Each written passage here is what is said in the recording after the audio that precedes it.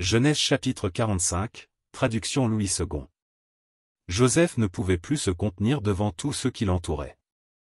Il s'écria, « Faites sortir tout le monde. » Et il ne resta personne avec Joseph, quand il se fit connaître à ses frères. Il éleva la voix, en pleurant. Les Égyptiens l'entendirent, et la maison de Pharaon l'entendit. Joseph dit à ses frères, « Je suis Joseph. Mon père vit-il encore ?» Mais ses frères ne purent lui répondre, car ils étaient troublés en sa présence. Joseph dit à ses frères, « Approchez-vous de moi. » Et ils s'approchèrent. Il dit, « Je suis Joseph, votre frère, que vous avez vendu pour être mené en Égypte. Maintenant, ne vous affligez pas, et ne soyez pas fâchés de m'avoir vendu pour être conduit ici, car c'est pour vous sauver la vie que Dieu m'a envoyé devant vous. Voilà 2 ans que la famine est dans le pays, et pendant 5 années encore, il n'y aura ni labour, ni moisson. Dieu m'a envoyé devant vous pour vous faire subsister dans le pays, et pour vous faire vivre par une grande délivrance.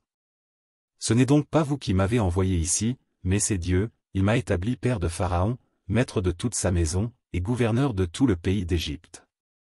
Hâtez-vous de remonter auprès de mon père, et vous lui direz, « Ainsi a parlé ton fils Joseph, Dieu m'a établi seigneur de toute l'Égypte, descends vers moi, ne tarde pas.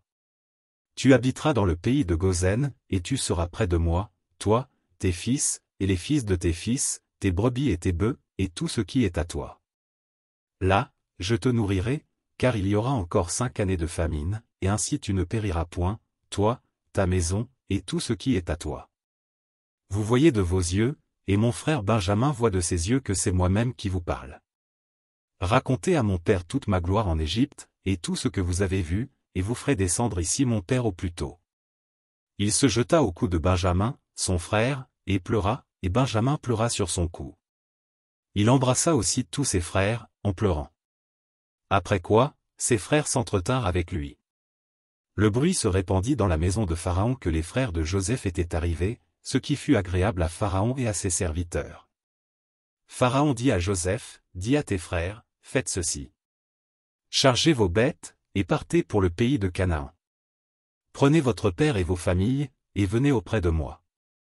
Je vous donnerai ce qu'il y a de meilleur au pays d'Égypte, et vous mangerez la graisse du pays. Tu as ordre de leur dire, faites ceci. Prenez dans le pays d'Égypte des chars pour vos enfants et pour vos femmes, amenez votre père, et venez.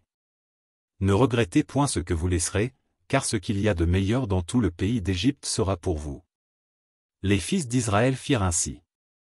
Joseph leur donna des chars, selon l'ordre de Pharaon, il leur donna aussi des provisions pour la route.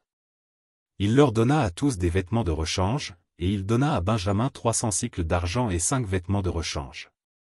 Il envoya à son père 10 ânes chargés de ce qu'il y avait de meilleur en Égypte, et 10 ânesses chargées de blé, de pain et de vivres, pour son père pendant le voyage. Puis il congédia ses frères, qui partirent, et il leur dit, « Ne vous querellez pas en chemin. » Ils remontèrent de l'Égypte, et ils arrivèrent dans le pays de Canaan, auprès de Jacob, leur père.